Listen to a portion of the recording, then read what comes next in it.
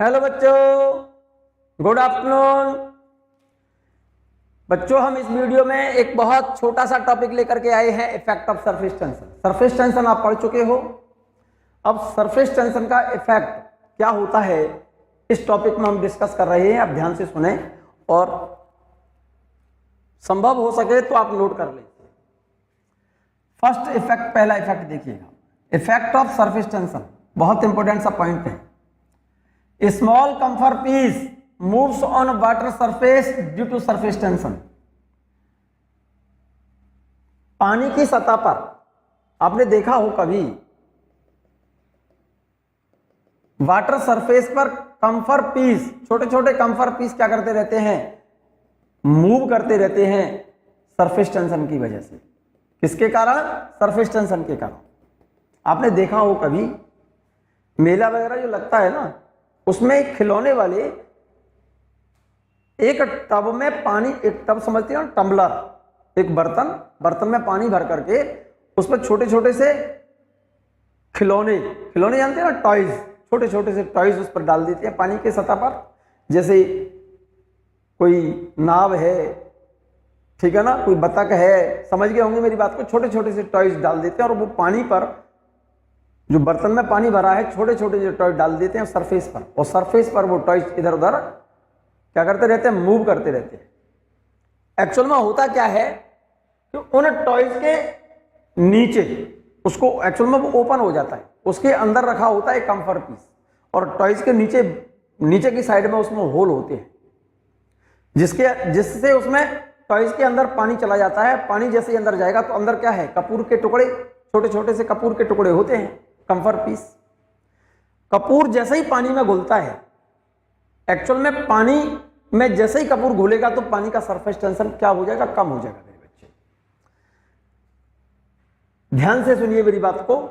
छोटे छोटे कपूर के जो टुकड़े होते हैं पानी की सतह पर डाल दें तो पानी की सतह पर वो क्या करते रहते हैं, इधर उधर घूमते रहते हैं पानी के सरफेस टेंशन के कारण। क्यों? क्योंकि जहां पर कंफर पीस गिराएंगे आप, जैसे ये कोई कंफर पीस है, तो कपूर जब पानी में घुलेगा तो कंफर सॉल्यूशन, पानी के अंदर जब कपूर घुल गया तो जिस जगह पर कपूर घुल गया है वहां का सरफेस टेंशन कम हो जाएगा, और जहां पर डिजॉल्व नहीं हुआ कंफर पीस, वहां के पानी का सरफेस टेंशन ज्यादा होगा। तो इस कंफर पीस पर ज्यादा सरफेस टेंशन वाला लिक्विड, जैसे कंफर पीस यहां गिराया आपने, यहां पर गिरा दिया तो यहां पर कपूर क्या हो गया, डिजॉल्व हो गया, और जहां पर कपूर डिजॉल्व हुआ है वहां के पानी का सरफेस टेंशन क्या हो जाएगा, कम हो जाएगा। यहां पर कम हो गया, और जहां पर घुला नहीं है वहां पर सरफेस टेंशन ज्यादा है। तो इस कपूर के टुकड़े पर ज्यादा सरफेस टेंशन वाला लिक्विड, जिधर सरफेस टेंशन ज्यादा है उधर फोर्स ज्यादा लगेगा। ठीक है ना मेरे बच्चे? तो ये जो कपूर का टुकड़ा है, कंफर पीस, जिस डायरेक्शन में फोर्स ज्यादा लग रहा होगा, जिधर के पानी का सरफेस टेंशन ज्यादा है, ये कपूर का टुकड़ा उधर की तरफ चला जाएगा। जैसे ये कपूर का टुकड़ा यहां पर आ गया, यहां से चल करके यहां पर आ गया। जब देखो जरा ध्यान से, विशेष ध्यान से देखो, जब कपूर यहां पर था तब कपूर का टुकड़ा बड़ा है, जब यहां से चल करके यहां पहुंचा तो छोटा रह गया। क्यों रह गया छोटा? क्योंकि जहां पर पहले गिरा हुआ, जहां पर आपने डाला था वहां पर कपूर घुल गया होगा ना, कुछ घुल करके वो छोटा रह गया।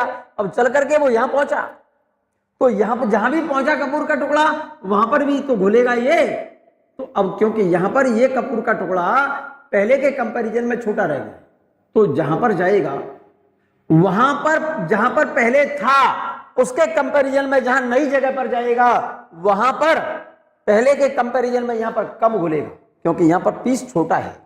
इसका मतलब यह हो गया, ये कंफर पीस, कपूर पानी में हर जगह पर समान रूप से डिजॉल्व नहीं होता, और समान रूप से जब कपूर डिजॉल्व नहीं होगा तो इस वेसल के अंदर पानी का हर जगह पर सरफेस टेंशन सेम नहीं होगा।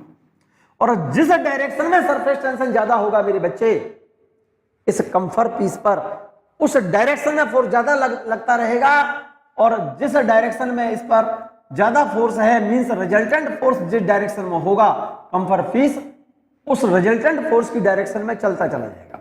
यहां से चल करके मान लो कंफर पीस इधर आ गया, यहां पर आ गया, यहां पर अब और छोटा रह गया पहले के कंपैरिजन में। तो यहां के कंपैरिजन में यहां पर जब गया तो यहां पर और कम घुलेगा। इसका मतलब कपूर पानी में हर जगह पर समान रूप से नहीं घुलेगा, और हर जगह पर पानी में कपूर जब सेम अमाउंट में डिजॉल्व नहीं होगा तो पानी का अलग अलग जगह पर सरफेस टेंशन अलग अलग होगा, और जहां पर सरफेस टेंशन ज्यादा होगा उधर कंफर पीस पर फोर्स ज्यादा एक्ट होगा, और ये कपूर का टुकड़ा रिजल्टेंट फोर्स की डायरेक्शन में तब तक चलता रहेगा, तब तक चलता रहेगा, कब तक चलता रहेगा, जब तक पूरा का पूरा कपूर तो पूरा टोटल कंफर पीस पानी के अंदर डिजॉल्व ना हो। यही बात मैंने यहां लिखी है मेरे बच्चे, जरा गौर से देखिए। A small camphor piece moves on water surface due to surface tension. कारण उसका because camphor piece dissolve slowly in water and surface tension of camphor solution is less than surface tension of water। कपूर पानी की सतह पर move करता रहता है, इधर उधर मूव करता रहता है, किसके कारण? सरफेस टेंशन के कारण। क्योंकि कपूर पानी में जब घुलता है स्लोली डिजॉल्व होता है, धीरे धीरे घुलता है, और कपूर जहां पर डिजॉल्व हो जाएगा वहां पर पानी का सरफेस टेंशन क्या होगा? Surface tension of camphor solution is less than surface tension of water. जहां पर कपूर घुल गया है वहां के पानी का सरफेस टेंशन कम हो गया।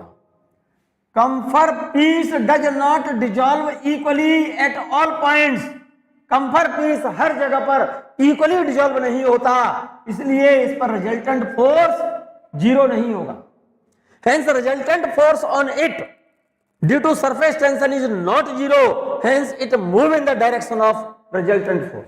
इसी वजह से कपूर का टुकड़ा रिजल्टेंट फोर्स की डायरेक्शन में तब तक चलता रहेगा जब तक पूरा कपूर उसमें घुल नहीं जाता। ये बात क्लियर हो गई बात। दूसरा इफेक्ट सुनिएगा, surface tension of hot soup is less than surface tension of cold soup.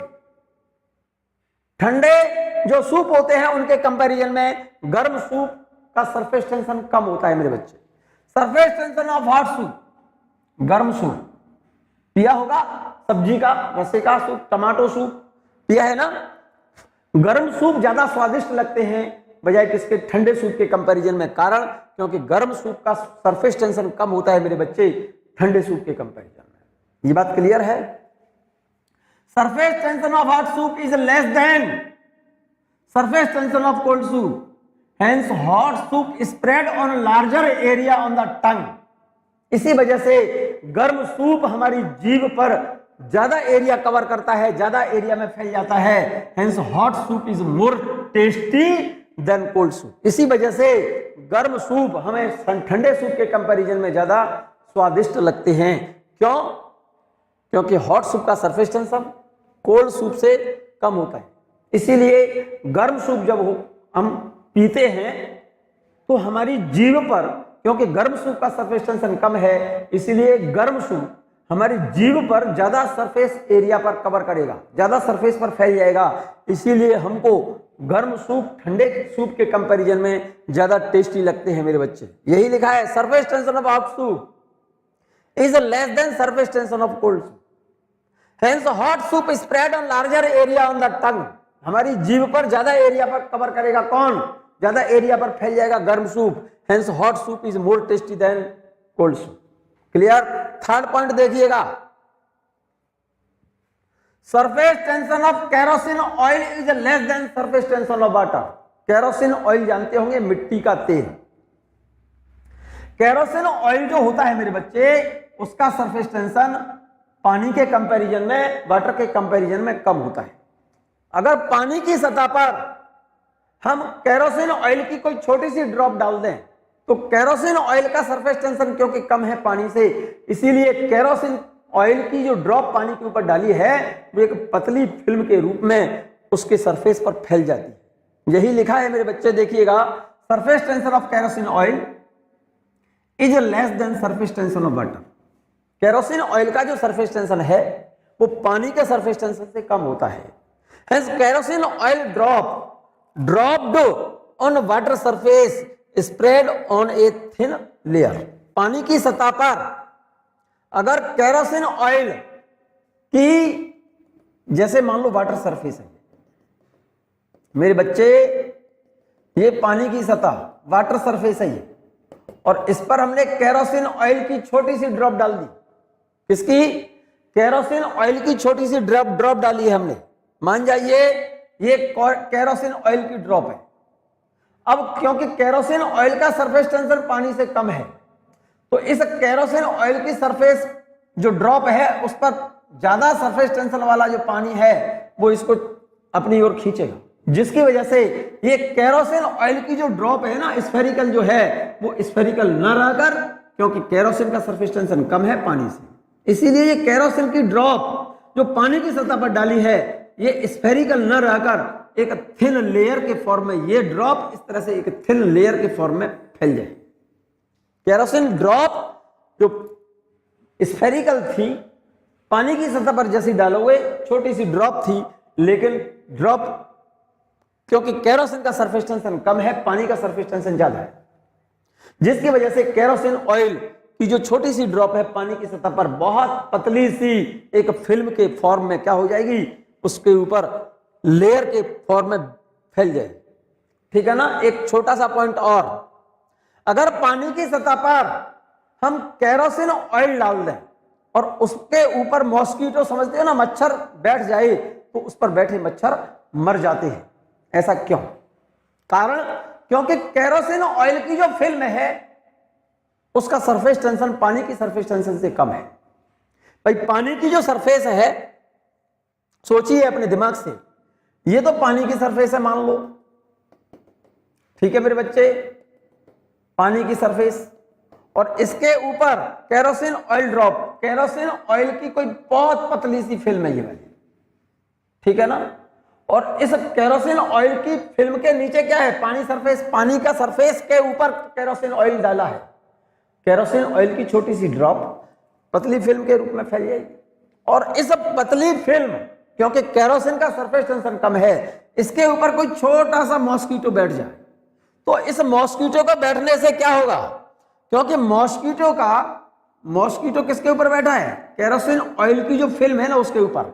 अब क्योंकि मॉस्किटो का वेट डाउनवर्ड, जो वेट होगा किसका? मॉस्किटो का, वो वेट ज्यादा होता है बजाय केरोसिन फिल्म के सरफेस टेंशन के कारण मॉस्किटो पर ऊपर की ओर जो सरफेस टेंशन के कारण जो फोर्स लगता है ना, इस मॉस्किटो पर केरोसिन ऑयल के सरफेस टेंशन के कारण अपवर्ड लगने वाला फोर्स कम होता है और मॉस्किटो का वेट ज्यादा होता है, जिससे अपने वेट की वजह से क्या होगा? केरोसिन ऑयल की जो पतली फिल्म है वो ब्रेक हो जाएगी, और ये मच्छर, ये मॉस्किटो इस केरोसिन ऑयल की फिल्म के नीचे चला जाएगा, अंदर चला जाएगा, और भीतर चला गया कौन? मॉस्किटो केरोसिन ऑयल की फिल्म के नीचे चला गया, और नीचे क्या है? पानी की फिल्म। ऊपर क्या बन गई? केरोसिन ऑयल की फिल्म। बीच में फंस जाएगा कौन? मॉस्किटो, जिसे सांस लेने के लिए ऑक्सीजन नहीं मिलेगी, जिसकी वजह से मॉस्किटो क्या हो जाएगा? मर जाता है। ये पॉइंट मैंने लिखा है, when kerosene oil is dropped on water surface, when kerosene oil is dropped on water surface, mosquito dies. Kerosene पानी की सतह पर अगर मिट्टी का तेल डाल दें तो उस पर बैठे मच्छर मर जाते हैं। When kerosene oil is dropped on water surface, mosquito die. तो उस पर बैठे हुए मच्छर क्या हो जाते हैं? मर जाते हैं। कारण because surface tension of kerosene oil is less than surface tension of water, क्योंकि केरोसिन ऑयल का सरफेस टेंशन पानी के सरफेस टेंशन से कम है, जिसकी वजह से hence oil drop spread on water surface as a thin layer. पानी की सतह पर जैसे ही केरोसिन डालोगे तो पतली फिल्म के रूप में फैल जाएगी। When mosquito sits on this thin oil film, जैसे ही मॉस्किटो इस थिन फिल्म के ऊपर बैठेगा तो अपने वेट, उसका वेट क्योंकि ज्यादा है, weight of mosquito becomes more than upward force on it due to surface tension of oil, hence mosquito drown in water and dies. Clear है? क्योंकि पानी की सतह पर जैसे ही केरोसिन ऑयल डालोगे तो केरोसिन ऑयल पतली फिल्म के रूप में फैल जाएगा, और इस पतली फिल्म पर जैसे ही मॉस्किटो बैठता है तो इस मॉस्किटो का वेट ज्यादा है और केरोसिन ऑयल के कारण सरफेस टेंशन की वजह से, केरोसिन ऑयल के सरफेस टेंशन के कारण अपवर्ड लगने वाला फोर्स कम है।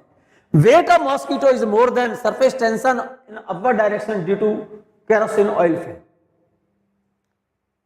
क्योंकि वेट मॉस्किटो का ज्यादा है, केरोसिन ऑयल फिल्म का सरफेस टेंशन के कारण ऊपर की ओर लगने वाला फोर्स कम है, जिसकी वजह से केरोसिन ऑयल की फिल्म, पतली फिल्म ब्रेक हो जाएगी और उसमें डूबकर मच्छर मर जाता है। ये पॉइंट मैंने बिल्कुल क्लियर यहां लिखा है, जरा नोट कर लो बच्चों। फिर से बोल रहा हूं मैं आपको, when kerosene oil is dropped on water surface mosquito die, पानी की सतह पर केरोसिन ऑयल डाल दें तो उस पर बैठे हुए मच्छर मॉस्किटो क्या कर जाते हैं, मर जाते हैं। कारण उसका रीजन ये है because the surface tension of kerosene oil is less than surface tension of water, hence oil drop spread on water surface as a thin layer. जैसे ही पानी की सतह पर केरोसिन ऑयल डालते हैं तो पतली फिल्म के रूप में उसके ऊपर पानी की सतह पर फैल जाएगा।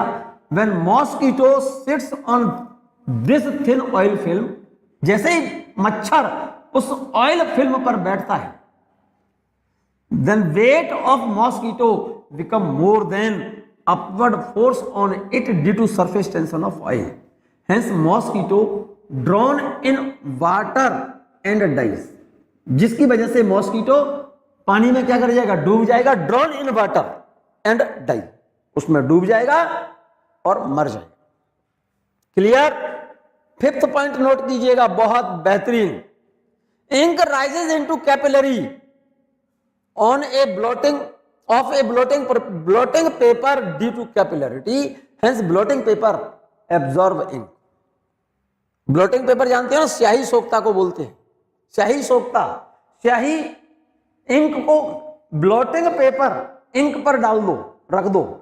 इंक कहीं है, इंक तो समझते हैं ना, स्याही इंक पानी में घोल करके ब्लू कलर, अरे इंक ब्लू कलर की आती है, ग्रीन कलर की आती है, रेड कलर की भी आती है। ब्लोटिंग पेपर कहते हैं स्याही सोखता। ब्लोटिंग पेपर तो देखा होगा, इस टाइप का होता है मेरे बच्चे, इस टाइप का होता है ब्लोटिंग पेपर। देख लो, इस टाइप का होता है ब्लोटिंग पेपर, ठीक है ना। इसके अंदर बहुत छोटे छोटे से होल होते हैं। इसके अंदर जो होल होते हैं ना छोटे छोटे से, वो कैपिलरी ट्यूब का काम करते हैं। ब्लोटिंग पेपर कहते हैं स्याही सोखता। इंक क्या कर लेता है, एब्जॉर्ब कर लेता है। क्यों? क्योंकि ब्लोटिंग पेपर के अंदर होती है छोटी छोटी कैपिलरी ट्यूब, और जैसे ही इंक पर रखोगे उसे, तो कैपिलरिटी के कारण उन कैपिलरी ट्यूब के अंदर इंक ऊपर चढ़ जाती है और ब्लोटिंग पेपर इंक को क्या कर लेता है, एब्जॉर्ब कर लेता है। नोट कर लीजिए आप इस पॉइंट को। Ink rises into capillaries of a blotting paper due to capillarity.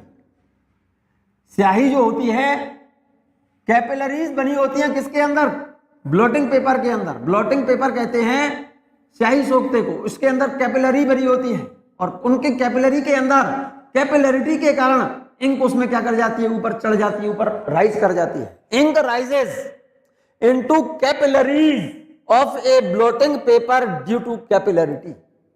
Blotting paper के अंदर छोटी छोटी कैपिलरीज बनी होती हैं, और कैपिलरिटी के कारण उसके अंदर इंक ऊपर चढ़ जाती है, राइज कर जाती है। इसी वजह से ब्लोटिंग पेपर क्या कर लेता है, इंक को एब्जॉर्ब कर लेता है। Hence blotting paper absorb.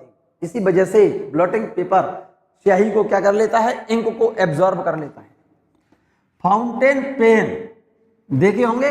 Fountain pen is based on the principle of capillarity, but ball pen is based on gravity.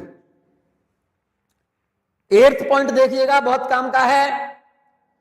In a kerosene oil lamp, kerosene oil lamp की बात कर रहा हूं।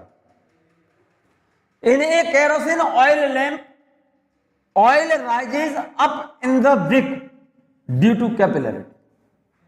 लालटेन तो देखी होगी ना। In a kerosene oil lamp, kerosene oil lamp नहीं देखी?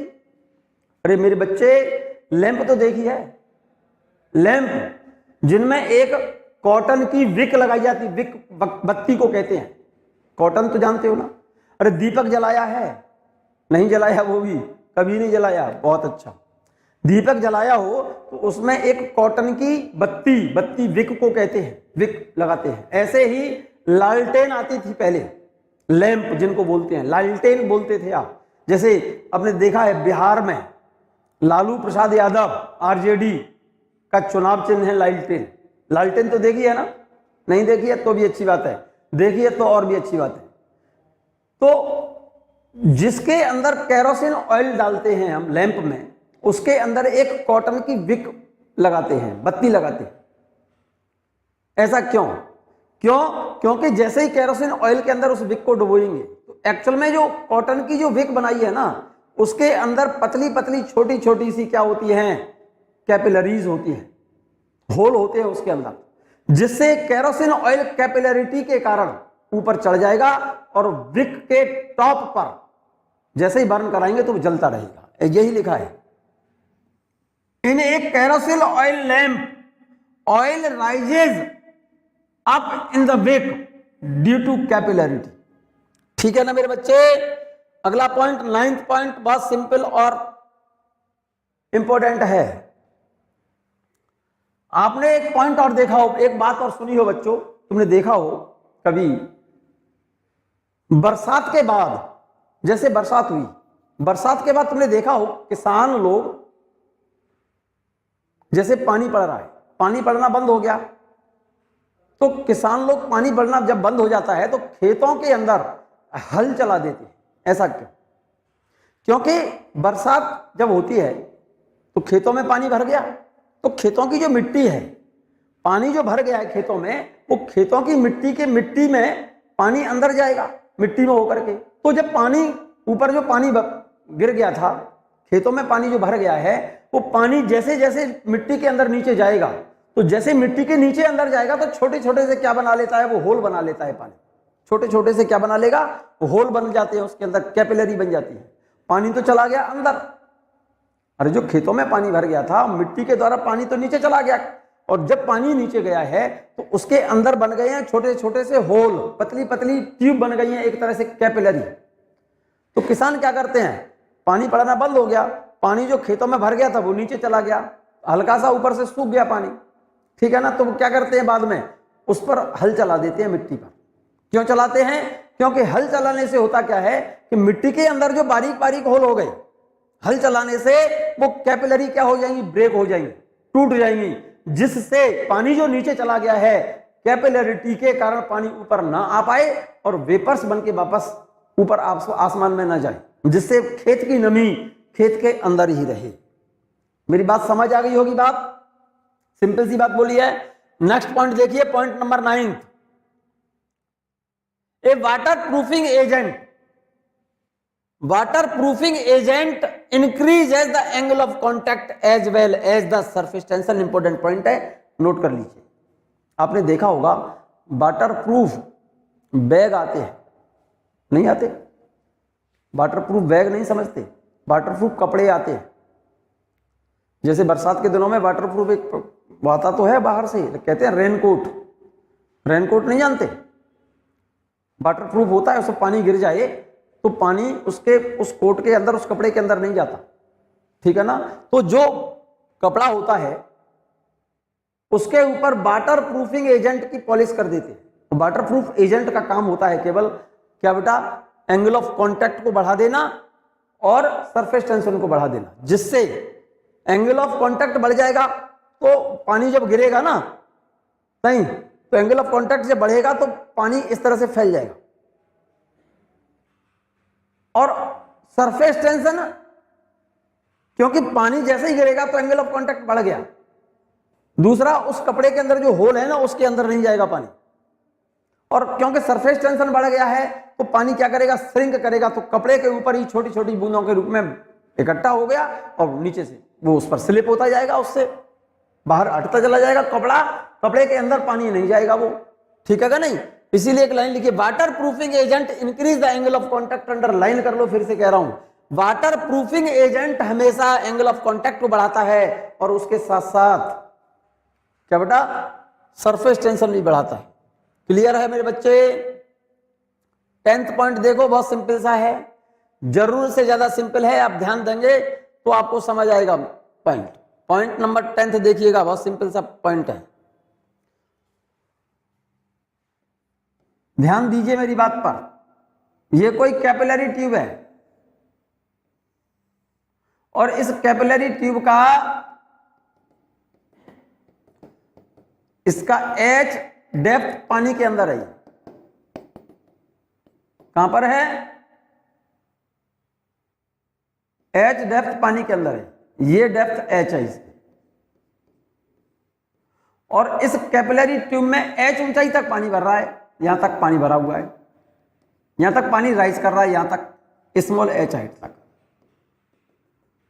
क्वेश्चन मेरा ये है, इस ट्यूब के नीचे वाले इस एंड पर एक एयर बबल ब्लो कराने के लिए यहां पर एक एयर बबल ब्लो कराना है।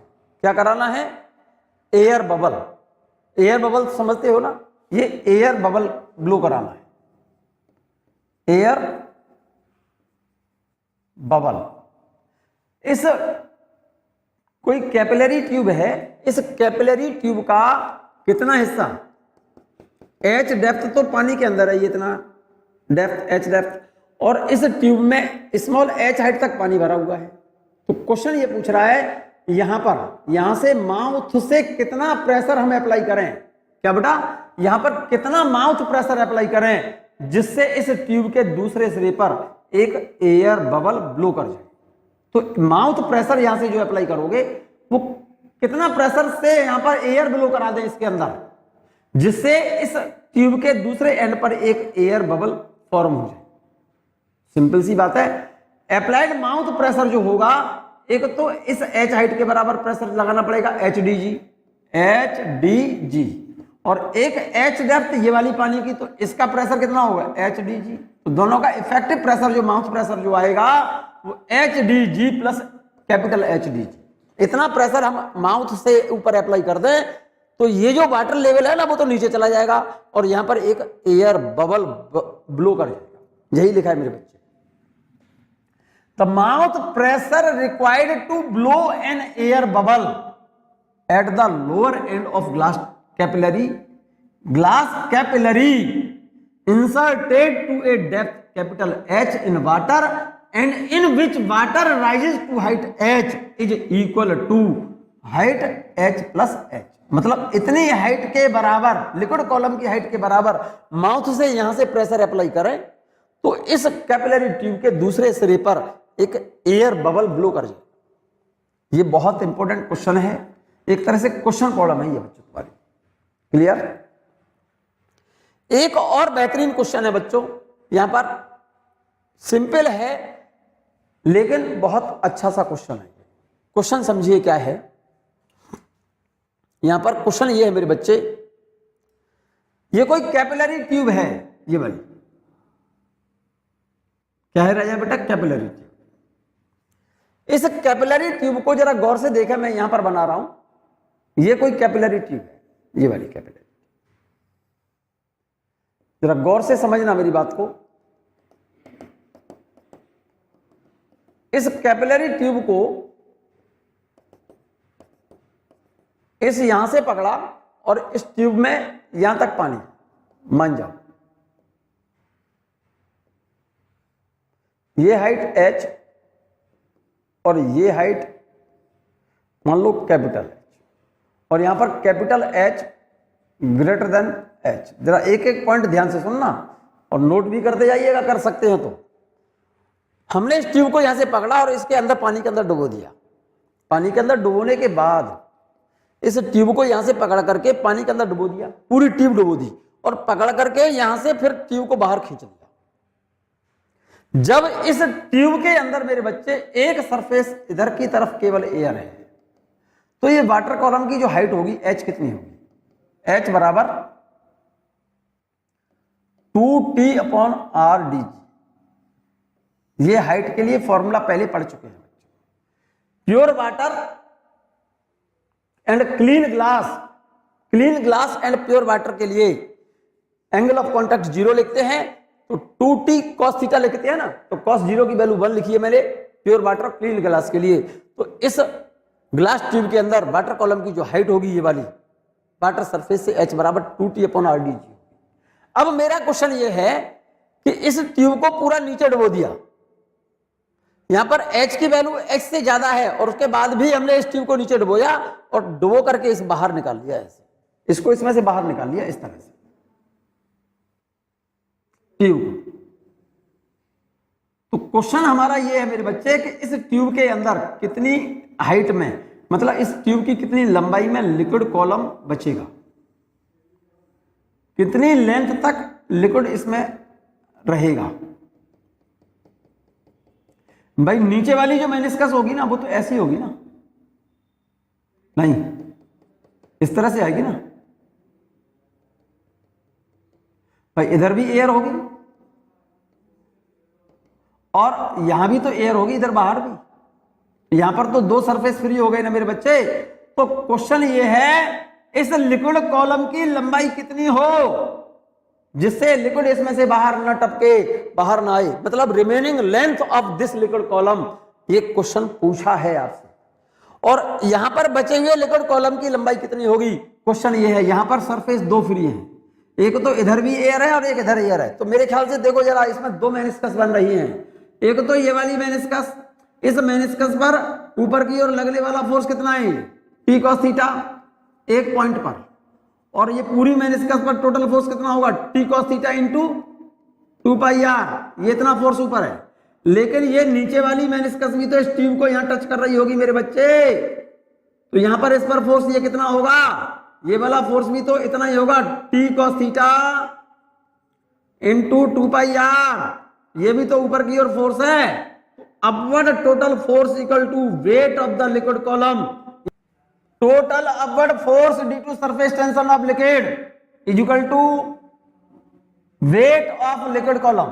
टोटल अपवर्ड फोर्स कितना है, इस ऊपर वाली मेनिस्कस पर देखो एक पॉइंट पर तो T cos theta into meniscus की पेरीमीटर कितनी है 2πr, perimeter into surface tension, इस वाले मेनिस्कस पर फोर्स हो गया अपवर्ड डायरेक्शन, प्लस इस मेनिस्कस पर भी तो फोर्स ऊपर ही लगेगा मेरे बच्चे। एक पॉइंट पर कितना है T cos थीटा और पेरीमीटर कितनी है 2πr, तो 2πr into T cos theta, ये वाला फोर्स और ये वाला फोर्स मींस ये फोर्स प्लस ये फोर्स बराबर weight of this liquid column is equal to mg। यहां तक क्लियर है? देखिएगा 2πr T cos theta plus 2πr T cos theta कितना हो गया 4πr T cos theta is equal to weight इस लिक्विड कॉलम का। इस लिक्विड कॉलम का वेट की जगह पर mg, m की जगह पर लिख सकता हूं क्या बेटा, वॉल्यूम इंटू डेंसिटी। वॉल्यूम की जगह पर क्या लिखा मैंने, एरिया πr² होगा ना, इंटू लेंथ, इस वाटर कॉलम की लंबाई, इसकी लंबाई है। ये तो हो गया वॉल्यूम इंटू डेंसिटी। यहां तक ये पूरा क्या बन गया, m बन गया ना, और इंटू g। यहां तक बात क्लियर है मेरे बच्चे? ठीक है मेरे बच्चे, क्लियर है? सुनो मेरे बच्चे जरा गौर से, पाई से पाई कैंसिल, एक आर से एक आर कैंसिल, तो L की वैल्यू क्या आ गई, RdG को इसके नीचे ले जाओ, तो L बराबर 4T cos theta upon RdG। ज्यादा से ज्यादा लंबाई ये वाली जो होगी वो L जो होगी 4T cos theta upon RdG। और एक ही तरफ एयर होती तो मैक्सिमम हाइट कितनी थी, मैक्सिमम हाइट अगर एक तरफ एयर होती, मतलब ये कैपिलरी ट्यूब है, जरा गौर से समझना, कुछ भाग इसका लिक्विड के अंदर है, इसके अंदर H हाइट तक लिक्विड राइज कर रहा है। तो ये जो हाइट है, ये जो H होगी ये वाली हाइट, एक तरफ एयर है केवल इधर, तो ये H की वैल्यू होगी maximum height rise of liquid in capillary tube is equal to 2T cos theta upon RdG। RdG for pure water and clean glass cos theta की वैल्यू 1। तो maximum height of liquid rises in capillary tube if one surface is free, मतलब एक तरफ air है तो cos theta की जगह पर 1 लिख देना वाटर और ग्लास के लिए, तो H बराबर 2T अपॉन RdG आएगा। और अगर बोथ साइड एयर है, इधर भी और इधर भी, तो इस वाटर कॉलम की लंबाई जस्ट इससे डबल होगी, ये रही 4t cos theta upon r D G, यहां पर 2t cos theta upon r D G. ये वाली जो लंबाई है maximum length of water column in capillary tube, इससे जस्ट डबल है। For pure water and clean glass, for pure water and clean glass theta कितना है 0, cos 0 की वैल्यू 1। तो maximum length in capillary tube of water column L equal to 4t upon r D G. ये बात clear हो गई होगी मेरे ख्याल से मेरे बच्चे, ये बात समझ आ गई होगी ठीक से। नहीं समझ आई है मतलब ज्यादा से ज्यादा इस ट्यूब के अंदर वाटर कॉलम की लंबाई जो मैक्सिमम से मैक्सिमम हो सकती है इस हाइट की जस्ट डबल हो सकती है, इससे कम तो हो सकती है लेकिन इससे ज्यादा पॉसिबल नहीं है। ये बात मैंने नोट कर दी, यहां पर नोट की हुई है। ये बात क्लियर हो गई मेरी बात? तो सुनो मेरी बात को। अब इसी बात पर एक छोटा सा क्वेश्चन देखिएगा। जैसे मैं ये कहूं आपसे ये कोई कैपिलरी ट्यूब है, जरा गौर से समझना भाई, मैक्सिमम लेंथ कितनी हो सकती है इसके अंदर,